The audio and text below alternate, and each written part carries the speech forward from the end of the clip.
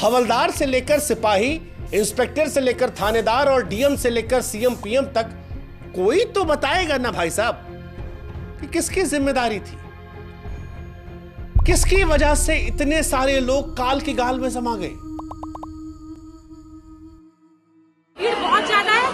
आज जो विनन में ना फोर्स भेजिए सर। हमारा देश भारत गजब का देश है भाई साहब। यहां पर अगर इतना सा अच्छा काम हो जाए तो टीवी से लेकर अखबार और अधिकारी से लेकर सरकार तक को पता होता है कि क्रेडिट कहां किसको देना। लेकिन अगर कहीं कुछ गलत हो जाए तो उस पर जिम्मेदारी लेने की बात तो बहुत दूर की बात है, उस विषय पर पर्देदारी शुरू हो जाती है। सारी कोशिशें होती हैं कि इस मामले को दबा दिया जाए, दबा ना पाए तो कम से कम बताया जाए। भगदड़ हुई है, उसका किसी वीडियो में किसी चैनल में कैजुअलिटी का कहीं जिक्र ही नहीं। कुछ ले जाया जा रहा है, भगदड़ के जो निशानियां हैं उसको हटाया जा रहा है।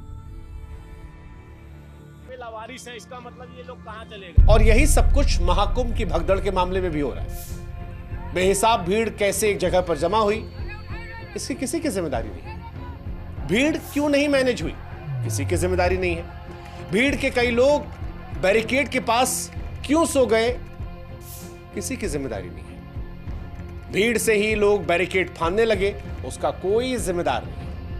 बैरिकेड सोते हुए लोगों पर गिरा, कोई जिम्मेदार नहीं है। लोगों को बताया गया कि नागा साधुओं का जत्था जो है आ रहा है, वो भागने लगे, ये अफवाह कैसे फैली, कोई जिम्मेदार नहीं है। बैरिकेड में लोग दबे, भगदड़ मची, भगदड़ में लोग मरे, लेकिन कोई भी जिम्मेदार नहीं। और जब कोई जिम्मेदार नहीं है तो फिर मुझे याद आ गई वो फिल्म जिसका नाम था नो वन किल्ड जेसिका। हाँ, ऐसे यहां पर भी कोई जिम्मेदार नहीं। आप खुद सोचिए कि भगदड़ में लोग मर गए। सरकारी आंकड़ा अपनी जगह पर है, मगर फिर भी जितने लोगों की मौत हुई उनकी संख्या बताने के लिए डीएम और मेला क्षेत्र के डीआईजी जब कैमरों के सामने आए तो उन्होंने भी बड़ी बारीकी से इस बात को छुपा दिया कि भगदड़ जो थी वो सिर्फ संगम नोच पर नहीं बल्कि झूसी के पास भी हुई थी। 30 लोगों की दुखद मृत्यु हो गई है। और वहां जो हुई थी वो कोई छोटी मोटी भगदड़ नहीं थी। भगदड़ में छूट गए लोगों के आखिरी सामान जिस तरह से ट्रैक्टरों में भर भर के हटाए गए, ऐसा लगा किसी की जिम्मेदारी ही नहीं थी। क्योंकि अगर किसी की जिम्मेदारी होती तो कोई तो होता जो आकर बताता कि भगदड़ हुई है, लेकिन बड़ी सफाई से उसे छिपा दिया गया। जो तस्वीरें आई वो हृदय विदारक थी, क्योंकि किसी का चप्पल छूटा था तो किसी का आधार कार्ड, जिनके पांवों में चप्पल रही होगी, जिनके बदन पर ये कपड़े रहे होंगे और जो सूचियों में खोजे जा रहे होंगे, अब आप सोचते रहिए कि कैसे दिखते होंगे उनके चेहरे। मतलब हवलदार से लेकर सिपाही, इंस्पेक्टर से लेकर थानेदार और डीएम से लेकर सीएम पीएम तक कोई तो बताएगा ना भाई साहब कि किसकी जिम्मेदारी थी, किसकी वजह से इतने सारे लोग काल की गाल में समा गए। भीड़ बहुत ज्यादा है। आज जो विनन में ना फोर्स भेजिए सर। अगर एक भी मौत होती है तो यह आपको समझना पड़ेगा कि वो व्यक्ति की मौत नहीं होती, उसके परिवार की मौत होती है। और यहां तो अनगिनत उदाहरण है। लखनऊ के त्रिभुवन पांडे पत्नी को महाकुंभ में डुबकी लगवाने ले गए थे। पत्नी जिद कर रही थी कि 144 साल के बाद मुहूर्त आया है, भगवान जाने फिर इस तरह का मुहूर्त देखने को मिले ना मिले जीवन में। वो कह रही थी कि बड़े भाग्य से यह स्नान आया है, भाग्य से ऐसा मौका मिला है। लेकिन अफसोस कि मंजू पांडे को स्नान करने का मौका नहीं मिला। जो स्नान करने गई थी वो अब शमशान पहुंच गई है।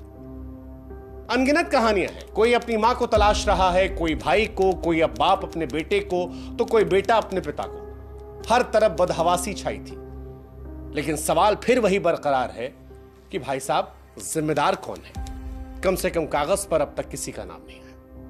हाँ, कुछ चेहरे जरूर हैं जिन पर हमें लगता है कि बात करनी चाहिए, क्योंकि अगर हम भी बात नहीं करेंगे तो यह लगेगा कि जिस पेशे में हम हैं उससे इंसाफ नहीं कर रहे। तो पहला नाम लेते हैं मेला अधिकारी विजय किरण साहब का। मेला अधिकारी विजय किरण आनंद को बढ़ती भीड़ का अंदाजा था, लेकिन गलत फैसला लिया। 27 जनवरी से मौनी अमावस्या के ट्रायल के तौर पर पीपा पुल को बंद करने का आदेश दिया गया। कहा जा रहा है कि यहां पर 30 पीपा पुल है, लेकिन 27-28 को ज्यादातर पुल बंद थे। ज्यादातर पुल बंद होने की वजह से भीड़ इकट्ठा हुई, और अगर सारे पीपा पुल खुले होते तो श्रद्धालु शायद आसानी से एक जगह से दूसरी जगह जाते, भीड़ भी मेले से बाहर जाती। साहब की गलती थी, लेकिन इनकी जिम्मेदारी पर कोई चर्चा नहीं है। दूसरा नाम प्रयागराज महाकुंभ मेले के एसएसपी राजेश द्विवेदी साहब का।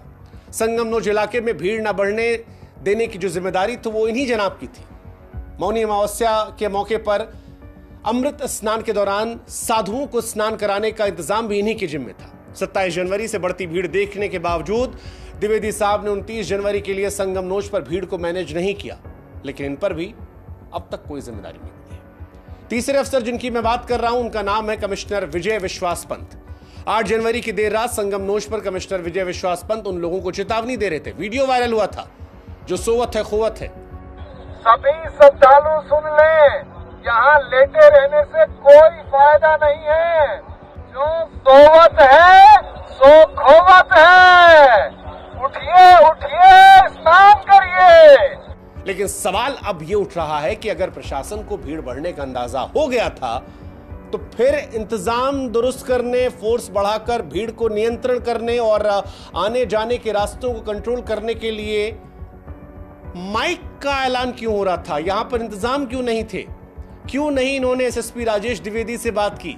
और अगर की तो फिर किसकी जिम्मेदारी है? और आखिरी सवाल महाकुंभ मेले के डीआईजी वैभव कृष्ण पर। महाकुंभ के डीआईजी वैभव कृष्ण पर मेले के सभी इंतजाम की जिम्मेदारी थी। 28 जनवरी को वीडियो भी जारी किया था। श्रद्धालुओं से कहा था गंगा घाटों पर भीड़ से बचें और समय पर स्नान करें। लेकिन जब बाद में छानबीन हुई तो पता चला कि ना तो आने जाने की लेन ठीक से चल रही थी, ना भीड़ को संगम नोज पर इकट्ठा होने सोने से रोका गया। मौनी अमावस्या जैसे मौके पर कंट्रोल रूम को सतर्क होना चाहिए था। कंट्रोल रूम के क्योंकि जिम्मेदार खुद डीआईजी वैभव कृष्ण है, ऐसे में सवाल उन पर भी है कि उनकी नजर से संगम नोज पर बढ़ती भीड़ और सोते लोग कैसे छूट गए। भगदड़ के बाद जो कंट्रोल रूम जबरदस्त काम करता नजर आया, 5 मिनट में एम्बुलेंस पहुंच गई, वो भगदड़ से पहले कहां था? दुर्घटना से पहले क्यों सतर्क नहीं था? सच कहे तो सवालों का समंदर उमड़ पड़ा है, जवाब के नाम पर शून्य है। लेकिन हम फिर सारे सवालों को जोड़कर एक ही सवाल पूछ रहे हैं कि महाकुंभ में आस्थावान लोगों की मौत का जिम्मेदार कौन है? किसकी जवाबदेही है? और कौन बताएगा ये कि गुनहगार कौन है?